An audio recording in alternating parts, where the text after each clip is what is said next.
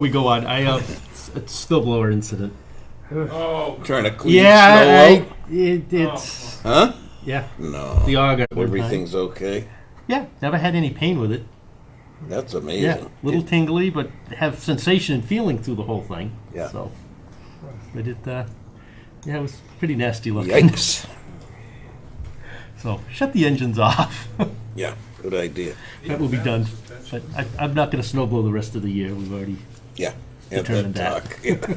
What a way to have to make the kids do it, though, huh? They're now off to college, so Yeah. we've got a guy that's The going to wife. plow it, so we're good.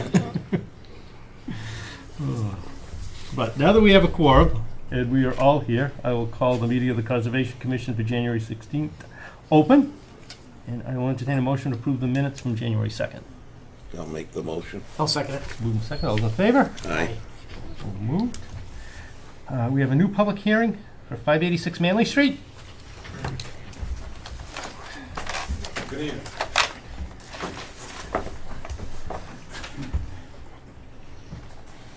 Lawrence Silva from Silva Engineering Associates. Green cards. Green cards and so forth.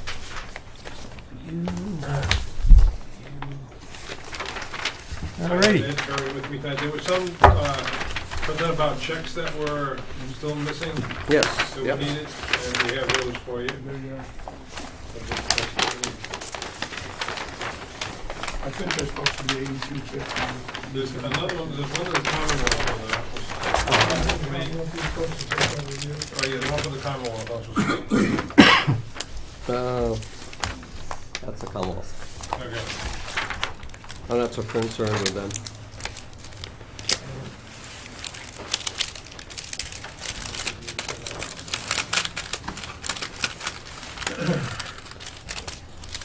So 586 Manley Street. Then, if you recall, before that we were in here not that long ago with the solar facility on Manley Street. And this is where we're talking is just adjacent to it. It's really the perimeter fence from the solar facility. We're talking about having a gravel drive come in the full length of that facility. And then a small little area here, which would be the equipment area there, where the tower controls would be here, and the generator and the propane tank for the generator would be within this enclosed area here. And then the tower, which is a 199-foot tower, would be a freestanding tower on a 4x4 base, and we're showing that proposed here. Around the entire activity, we're showing siltation control. But what there is from that base of that tower back to this area would be a trench that would be just exposed in order to be able to make the connections from the tower back here. Now you look at this array that you see here and you go, oh my gosh, look at all that work that's being done or proposed to be done there. But that's really, those are all ground cables. And they're basically wires that are like this. They're just small round wires, copper wires, that are all around, radially all around the entire. There's 120 of them. They're 170 feet in length, and they're placed all the way around for grounding. Now, typically those are actually put into the ground. Because of the sensitive nature of where we're dealing with in here, that becomes a little bit more problematic in terms of being able to do that. They don't need to be into the ground. They can be laid just on the ground. But the other issue with that is obviously it's copper. You know, so the concern is when you lay copper out on the ground, you'll have a problem with it or not. You know, so that's the one kind of sticky point that we have. As it relates to the actual grounding wire. Aside from that, there's really not any real significant activity. Once this is up, there's really no activity that'll really be taking place down here, except the gravel drive will be used to come down to just check on, to check on the unit and everything in here. But it's pretty much a pretty passive kind of operation once it's in place.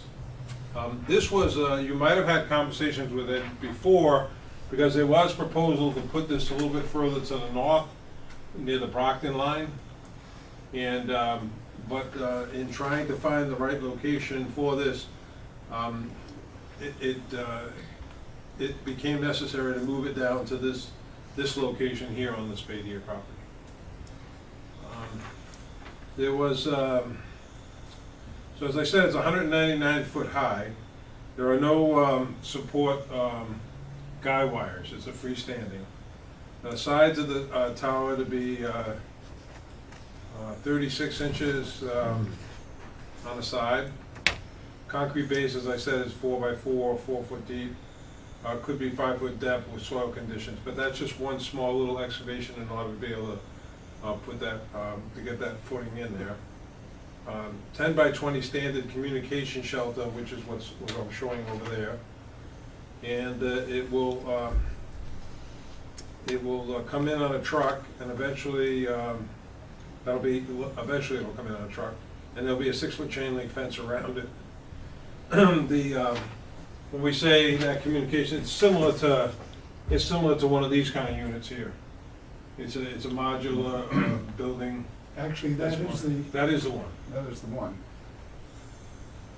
And so, you know, so it's not like there's significant construction or anything going on in this area here. And part of why this is sort of in a hurry to try to get this in gets back to, Ed can tell you, but it's to protect the license, that he doesn't lose that license, because this is a station that's been around for quite a while, and if they don't get back on the air, then they run the risk of losing their spot there. And so we've provided over at Manley Street, standard construction entrance detail there, so that until the work is done, there'll be there'll be protection there to make sure stuff doesn't get out in the street. So there'll be stone for the first 30 feet. And I think that's pretty much the extent of the activity, and whatever other questions that you might have relative to what's being proposed. I guess it was an issue that there should have been a line on this plan, and we'd have to give you a modified plan, because it really is technically within the riverfront. And so that's what we provided additional check for riverfront fees. Now, these copper grounding wires, are you proposing above ground, or would you like them underground?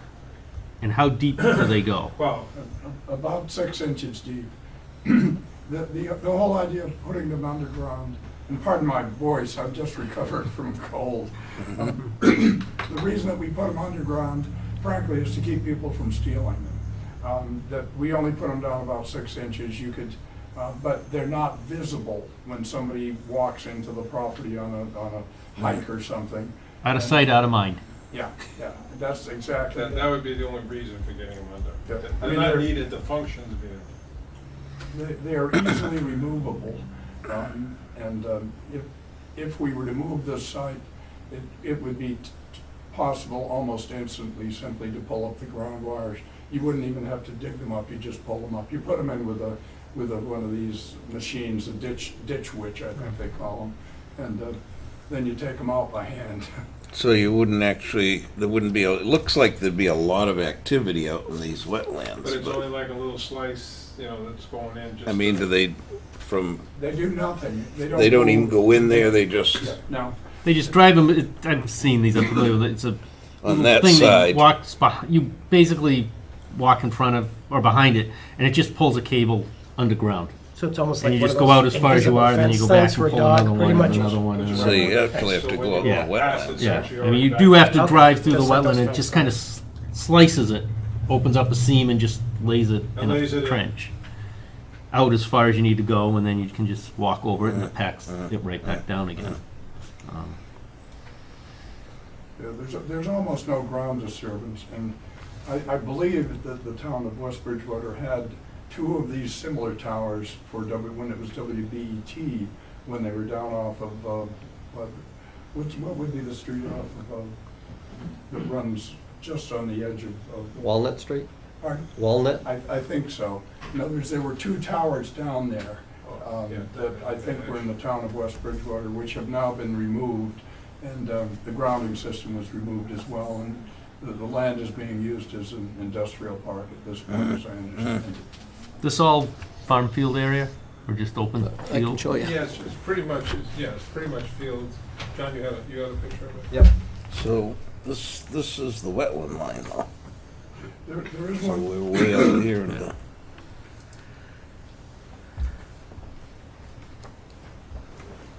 Okay, that's why I'm done putting it up behind us if we wanna. So in the Click, future, so we in can- the future, can we do our presentations using the overhead? Is there a connection for us to be able to bring in our laptops like that? Like I have. Like you have now? Yeah. So we can do that, right? Because we do that in Bridgewater a lot. So basically, we're looking at the red circle. yep, So the red circle is the limit of the radials that'll be out, spread out from the tower, which is right here. That's the tower. And the blue line is approximately the 50-foot setback from the wetland line, which is the yellow dashed line.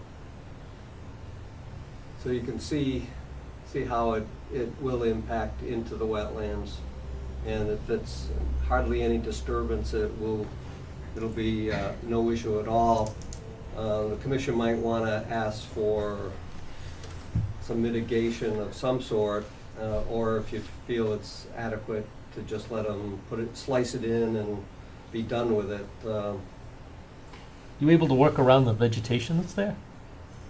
Well, you can, in other words, if there's vegetation there, let's just say there's some sort of a, I'm just looking at that small tree or trees something that are that's right along there, the- we can just kind of go around that? yeah, you just go. You just go around it, right? Jog It's around not it? critical that you have 120 radials, that you can move them around. You certainly wouldn't tear down a tree No, just you- because it was in the way of a. So it of a would radial. be site dependent in terms of avoiding some of those things.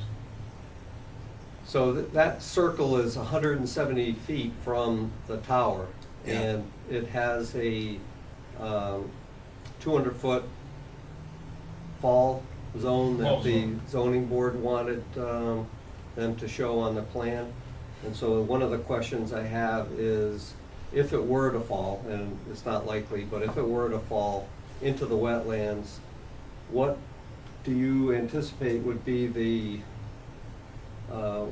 method to go in and pull it out and to erect the tower?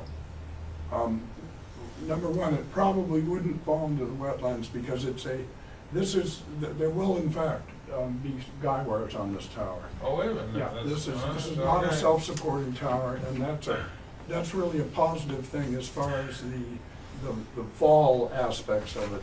Because when a self-supporting tower falls, it can fall in one piece, but guide towers never fall in one piece, that they crumble, so that the tower would actually never get to the edge of the wetlands if it crashed. But even if it did, it's just a piece of steel like this. I mean, you go in and you drag it Yeah, out. but now Ed, you never talked about guys before, so now you got guys. So how are the guys? How far are they out? fastened in? Pardon? How are the guys fastened into the ground? Is that another footing? The guys would go out normally maybe 120, maybe. How many of them? Pardon? How many? 3. And then what has to be at the end of those? Nothing. How are they just go fastened in into the ground? You just put a little cement in there, and it just. Well, how much cement? It's smaller than the tower base. It goes down about 3 feet, and it's like this. And they just go in. It's just to hold the top, to hold the I towers up. understand, but when we're showing it on a plan for the commission to evaluate, we're trying to be as accurate as possible. Yeah. So I could see, so you'd be I could out- see two out of in them. here. Yeah, I'm wondering about that south spot to the south. How long are these? You said 120, roughly. 120? And you said that circle was 170? 170. 70, oh, 120, okay. So I could see two, Two of them outside the 50? Yeah. I could see, you know, let's say, just for talking purposes, you could have one Evenly here, spaced. Right. and then one over here. Yep, Where's the third one gonna go? Over in this area here, maybe? yep. You can do it in any number of ways. You can also move, if necessary, to keep the guide points so that they're in adequate land. You can move that tower a little closer in and just shorten some of the ground radials so that you keep it. In other words, you could move it another 50 feet toward the edge of the property line that we'll be leasing. So there's a lot of flexibility here, that if there's anything that is involved where you end up with a situation where the point where you want to put a guy wire isn't an acceptable point, you can just move the base of the tower and shorten some of the ground radials. Wow. Can the it's- guide line be greater than 100? Can the guy, can we move the guy? Can we make the guy longer? In other words, It's gonna be the longer tower or stays shorter. where it is. Actually, the longer the guys are, the happier they are, because they get better strength on the tower. But as far as the tower is concerned, about 120 feet is what the tower manufacturer would tell you you ought to do with it. So this is upland here, and if the commission remembers, we just approved a relocation of this isolated spot here. Yeah. And this is the, That's this area here will be utilized to reconstruct that. And this is upland, it's gonna be part of a vegetation management plan. So you could have a guy in this upland here, another one over here, and another one over here. So Yeah, it's, we would need to see it on a plan Yeah. before. yeah. My other concern also is those copper radials that have to go out to the south. Gonna be a lot of disturbance, especially looking at that, drainage that comes from that farm pond down to the river. I mean, I don't know exactly how 120 feet lands, whether it's just shy of that ditch or whether.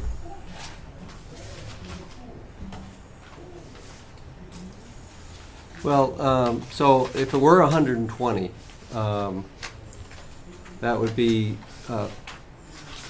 50 feet, right? Less than that red line. Right. So approximately the same space as you see between the yellow and the blue. Yep. That's approximately the 50-foot buffer. It'll be close to the, I'm It guessing. would be. But as Mr. Perry indicates, that there would be probably some adjustments made Right. for the site conditions, so it might be less than 120, On one side and more on more on the another. other, or,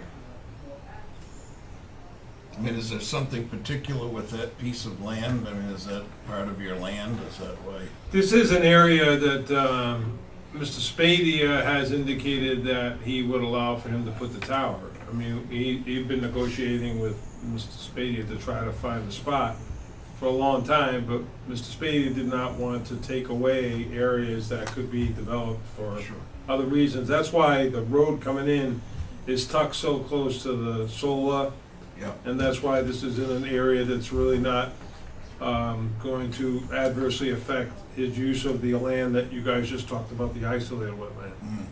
Is that something the Holmgren brought in? yes.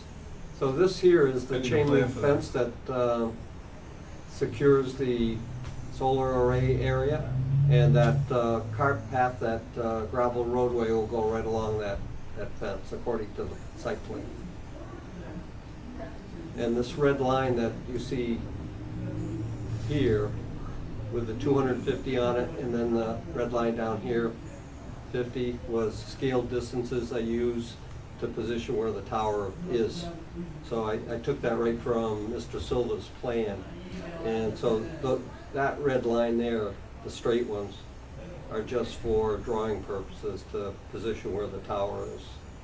So that's 50 feet from here to there, and 250 from here up to the end of the solar array.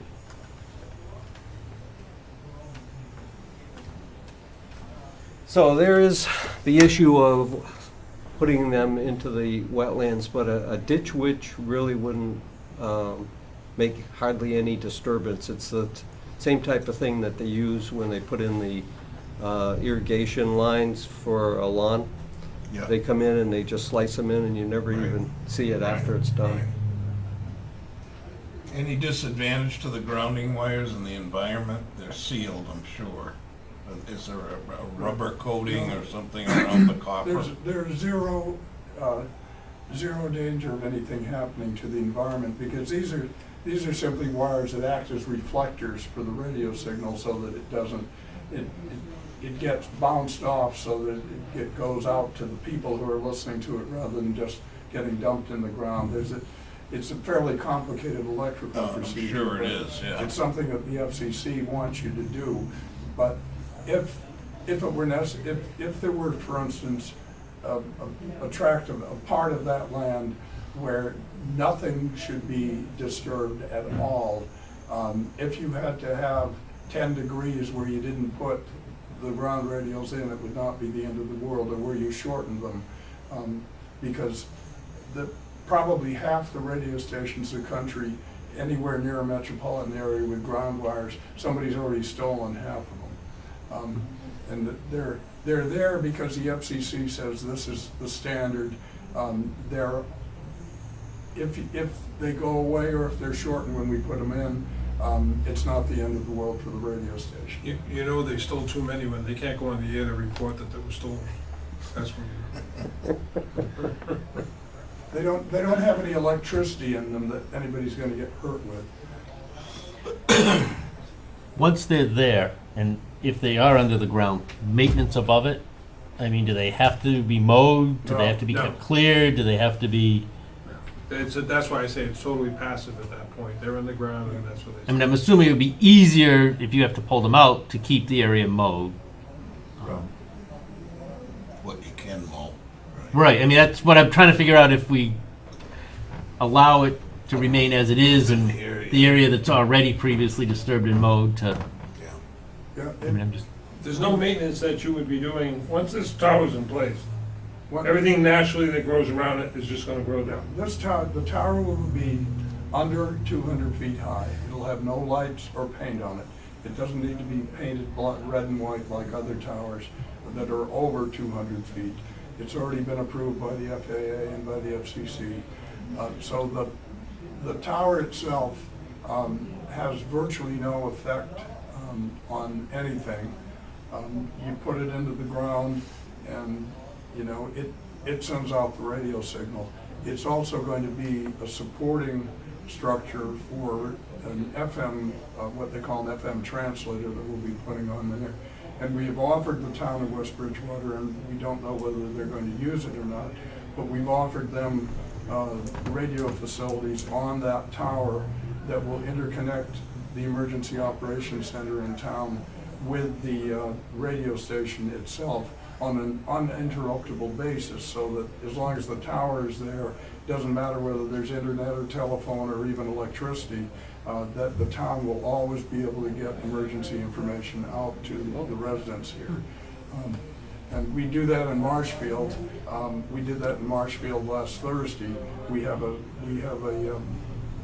setup in the town's emergency management center, and they bring all of their important people down there, and it's backed up with batteries, and it runs on, it's completely independent of the internet and the telephone wires and the power wires, and they use that to get information out about shelters and other emergency information.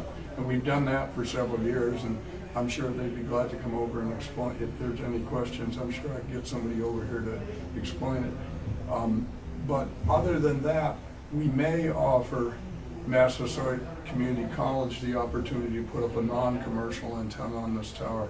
But other than that, it'll just be used for AM broadcasting, for the FM translator.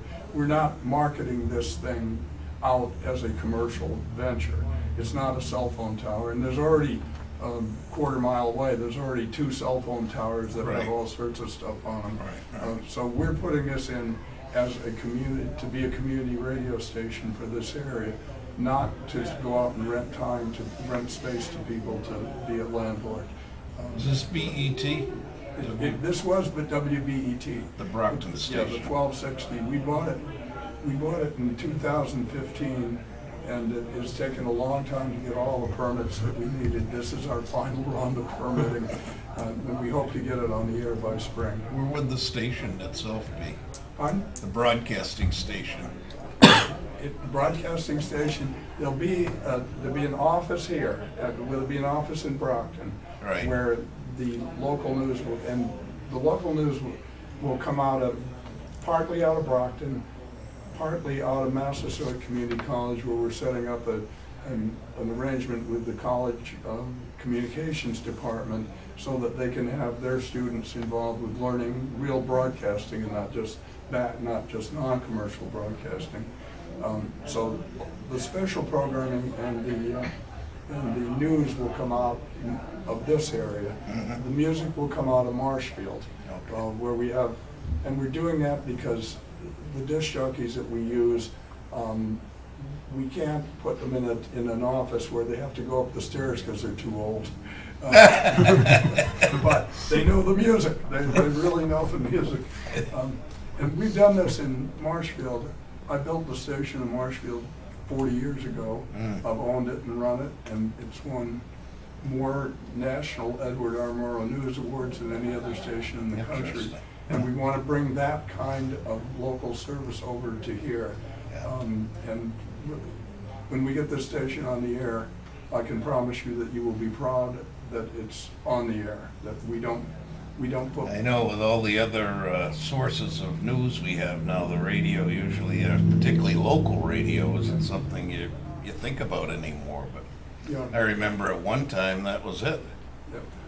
Yeah, WB2 is sorely missed, and, the Fuller family decided to take down the towers off of, maybe it's West Chestnut. but Yes, I anyway, used to live over by Yeah. there, yeah. They decided that, I tried first just to lease those towers from them, but they said, no, we're gonna take them down, we got some other uses that we wanna use this land for, and so Yeah. we had to go looking for a different Right. site, and Yeah. it's, that's how we ended up in West Bridgewater, and we're hoping that, that Joe Spadea he wants to continue to grow hay out there, and that's just fine, because, if he mows the hay, it keeps the place looking good. Yeah. And, this is, the good thing I think about this kind of a facility out there is it is completely passive. There's no septic facilities, except when you have to do maintenance, there's nobody out there. The only reason you got a driveway out there is so you can move the equipment out and so that you can maintain it. We have all new equipment so that it's not going to be breaking down often. We're putting in a generator and we're proposing 1,000-gallon propane tank. So that the thing will always be active, no matter what the bad weather is, no matter if you get a power outage, it'll always be there for the community, and we've done that in Marshfield, and it's worked wonderfully, and that's why we're still here. Is the propane tank buried or above ground? It can be either way. We can put it below ground if that's what you'd like us to do, or we can put it above ground. It doesn't matter. It's better above ground. The other question I have is, two questions. What equipment is used to erect the tower? What kind of equipment is used to erect the tower? They will probably come in initially with a crane, and the crane will be used not really to erect the tower, but to get the equipment building off of the truck and to put it down. The equipment building will sit on a standard cement slab, which would be removable if the thing ever moved. But normally you do not use you don't need a crane to put up a non-self-supporting tower, because this is a guide tower. So when they build it, it comes in 20-foot sections in a truck, and this particular tower would have slightly under 10 20-foot sections. So you put the base in, and then the tower construction people, they put it up one one 20-foot section at a time, and then when they get to the guy points, they guy that section, and then they just keep building it. They don't need a big crane or anything to do it. What lifts the 20-foot section up? What lifts the 20-foot? Usually they've got a thing where they put the top of the, they put the section up. Let's see, how do they do this? Tell you the Like a truth, I don't pulley know. arrangement? But I know they do it, that they don't bring cranes in when they put these things in. This is, I know what they do, I think, is that they have a pole that they attach to the section that is up, and then they use that pole to pull up the next 20-foot section, and then as they get to the different guy points, they continue to do that. And then last, you said you made an offer to allow the town to use the broadcasting in emergencies. Yes, Whom did you speak with? I haven't spoken with anybody in the emergency management department yet. I've talked to some of we've been working on this for a little over a year, I think. And so I talked with, I believe it was the building inspector before, and said, this is what we'd like to do. And he said, well, wait till you get a little further along, and then that's, but I would like to speak to somebody in the town in the emergency operations center about it. But it will be available. I've made it very clear that this facility will be available. In fact, we've been asked by a number of towns along the coast if we would put similar facilities up in their communities. So we're working on that as well.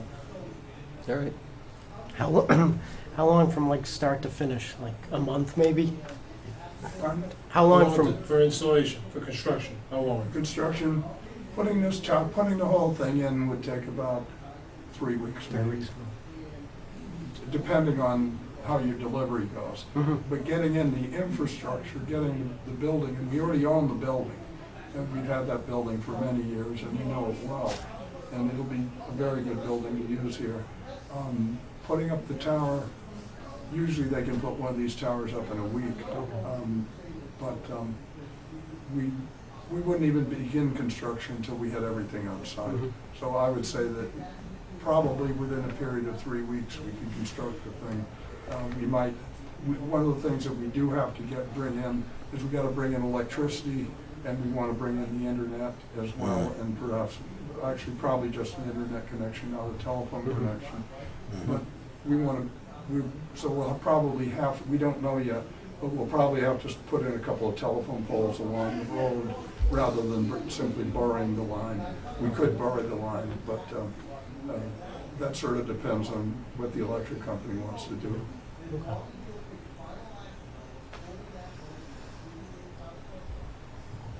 Anything else, Sean? Nothing for me. No, I mean, I like some of the advantages you've talked about for the town. To me, provides mitigation that we're sort of looking for to go into the wetlands. That advantage is worth getting. I guess we have to show where the guy wires are. Yes.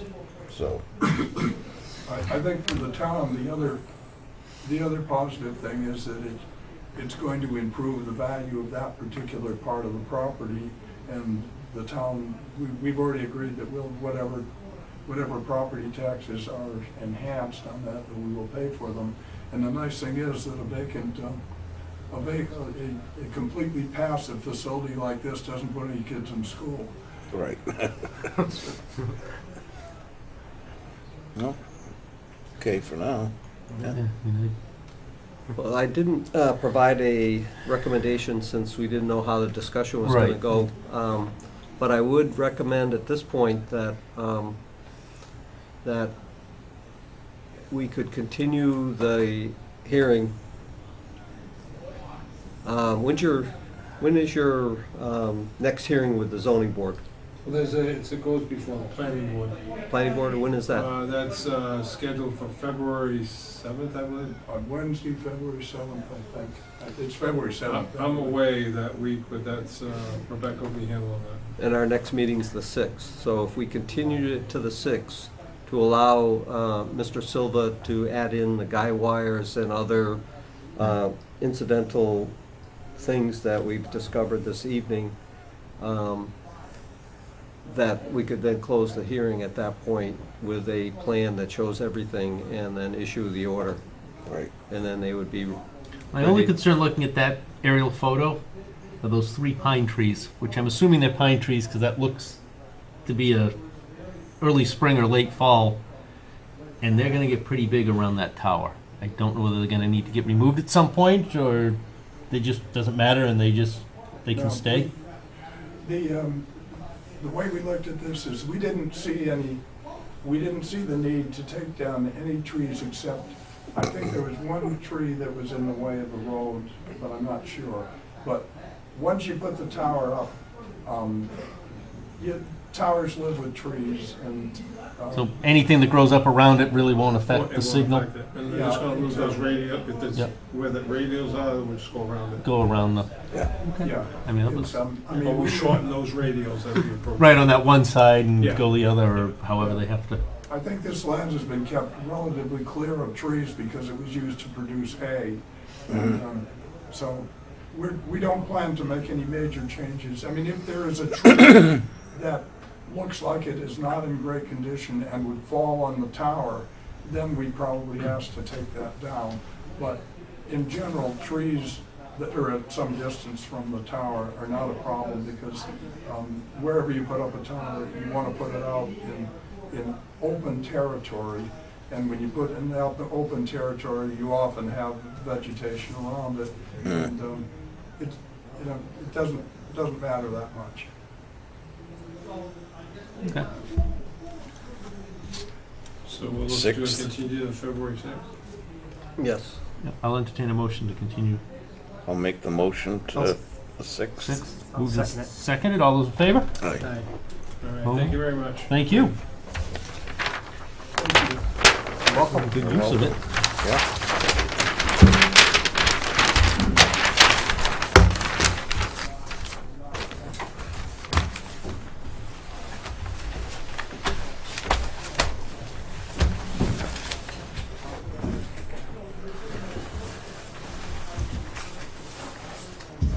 She'll be better served next time because Rebecca will be here.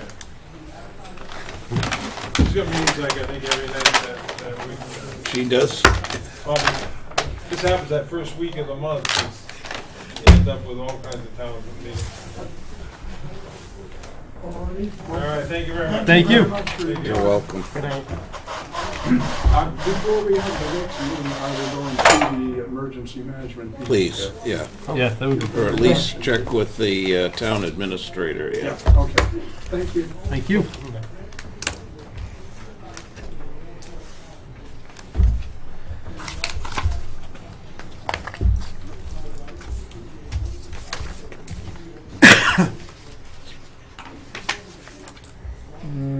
Next on our agenda is 359 Pleasant Street.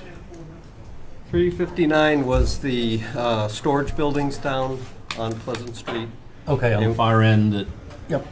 We were waiting for Oh, yeah, yeah. the natural Heritage heritage letter, letter. and that's in? Got it. No, they have no issue. Okay. It won't affect the habitat. All right. So I'm recommending closing the hearing and issuing an order. Condition, okay.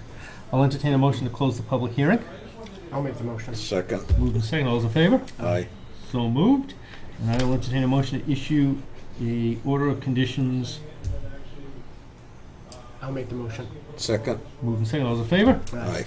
And we need to issue our general stormwater management permit. I'll make the motion. Second, Moved and second, all those in favor? aye. So moved. First one we've had to do that with. Yeah, it is, yeah. Remember those discussions. Okay, 102 West Center Street.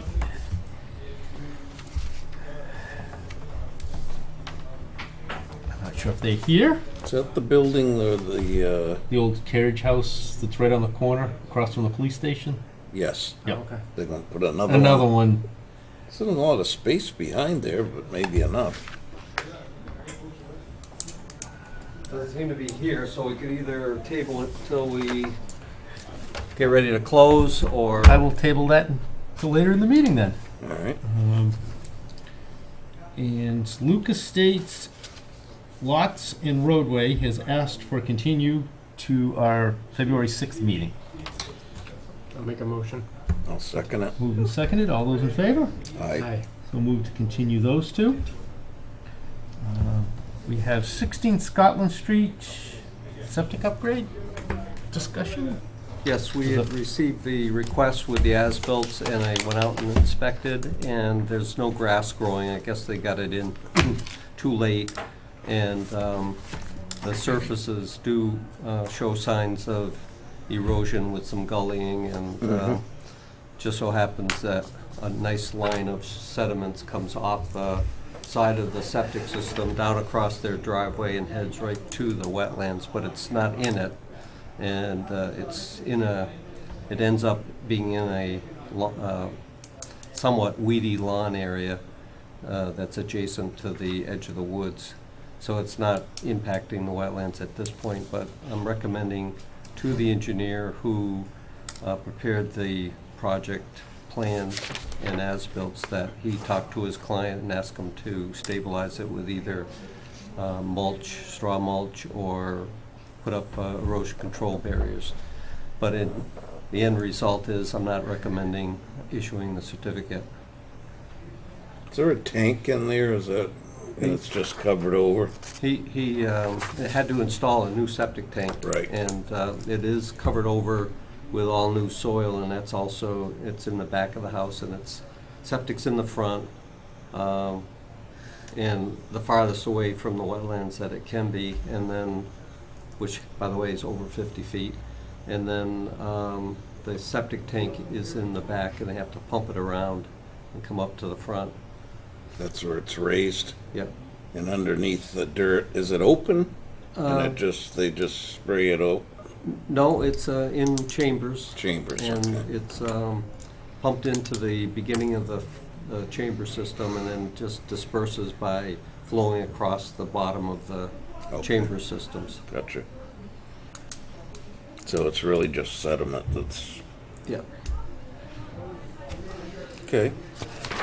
They're not looking for this to close or sell or do something. Is that why they're up against it, or is it, I mean, Apparently, from the reaction I got from the engineer when I sent him an email with I took basically a copy of the whole report for that section of my report for the meeting, and pasted it on to an email, and so he read it and said that he'll talk to his client, so apparently it's not going to be an issue. okay. Then I will entertain a motion not to issue the certificate of compliance until the site is stabilized. I'll make the motion. I'll second. Moving second, all those in favor? Aye. Aye. So moved.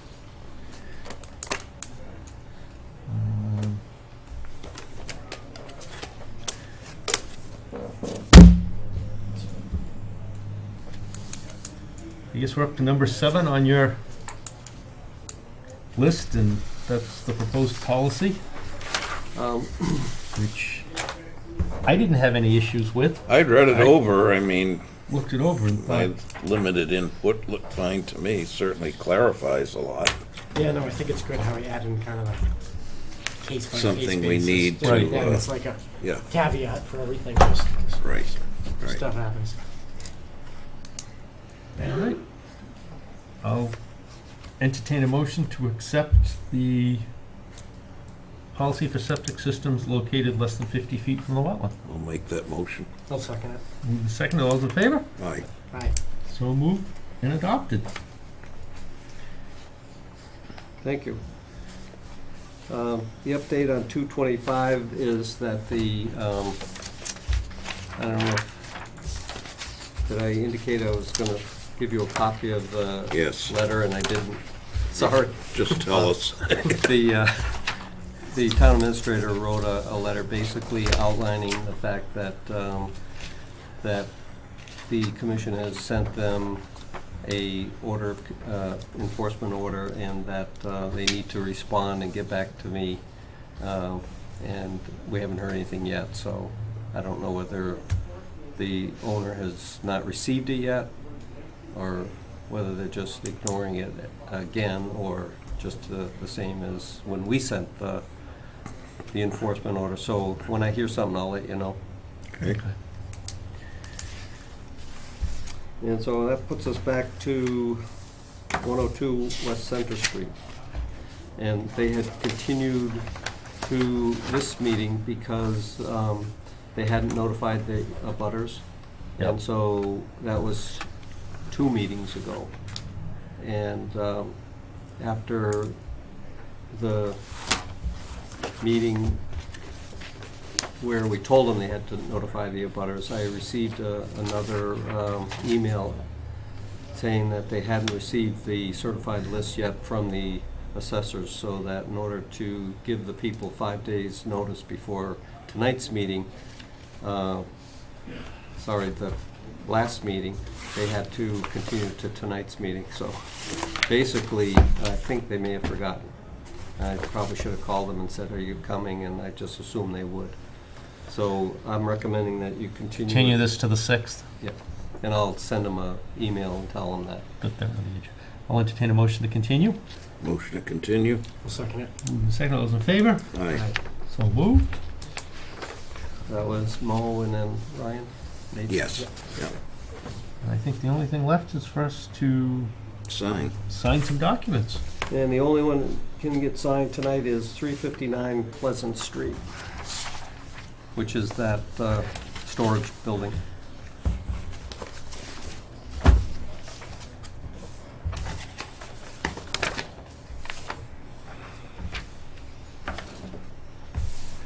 And I will have to send Mr. Perry, the radio person, I asked for 2 checks, one for the bylaw fee and one for the rest of the wetlands protection fee. They didn't realize that by having an activity in the riverfront area, which is laying down those radials, that the fee is 50% more for filing. So made sure we got that, so that bolsters our wetlands protection account. Good. And then they forgot to send us the bylaw fee for the same activity. And I'll make sure I send them off an email, but we have time, so. So that's it, other than some correspondence that Kitty wanted me to remind people about.